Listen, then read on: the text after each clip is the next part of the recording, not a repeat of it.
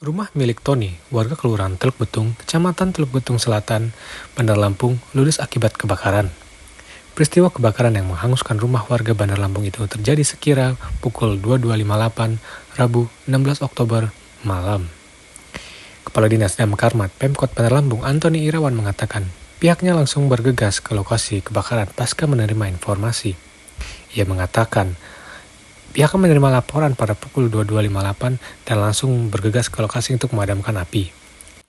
Ia juga menurunkan sebanyak 25 personil dan 8 mobil damkar yang dikerahkan untuk memadamkan api kebakaran tersebut.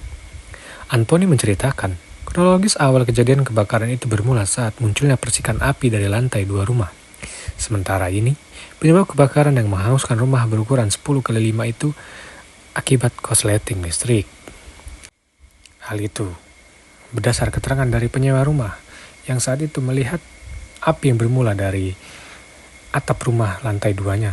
Lalu percikan api perlahan membesar sehingga api itu membesar dan merambat ke sekeliling rumah tersebut. Beruntung petugas damkar datang lebih awal dan kebakaran itu bisa dipadamkan selama waktu kurang lebih 2 jam, tepatnya pada pukul 00.34. Kendati begitu, penyelidikan lebih lanjut terhadap peristiwa kebakaran ini akan diteruskan dan dilanjutkan dan akan ditangani oleh pihak yang berwajib. Lebih lanjut, ia menyebut tidak ada korban jiwa dalam peristiwa ini, namun kerugian yang ditaksir mencapai 20 juta rupiah. Terakhir, ia mengimbau agar masyarakat Bandar Lampung bisa lebih waspada dan hati-hati terhadap bahaya kebakaran. Jadi tadi malam kita terima laporan pada pukul 22.58, artinya hampir jam 11 malam, terjadi kebakaran rumah di daerah Teluk Betung. Dari Dinas Damkar kemudian menerjunkan tindakan awal 3 mobil memadam kebakaran, 1 mobil dari pos Bumi Waras, 2 mobil dari Makotedean. Karena di kondisi di lapangan ternyata api cukup besar, jadi secara total kita terjunkan tambah 5 mobil, jadi sekitar 8 armada pemadam kebakaran yang kita terjunkan untuk melakukan pemadaman di lokasi kebakaran.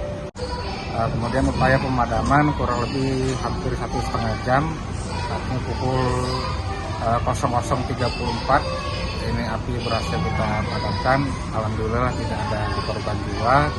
Kemudian total armada yang kita kerahkan sebanyak 8 unit armada pemadam kebakaran dengan jumlah personil sebanyak 25 orang personil.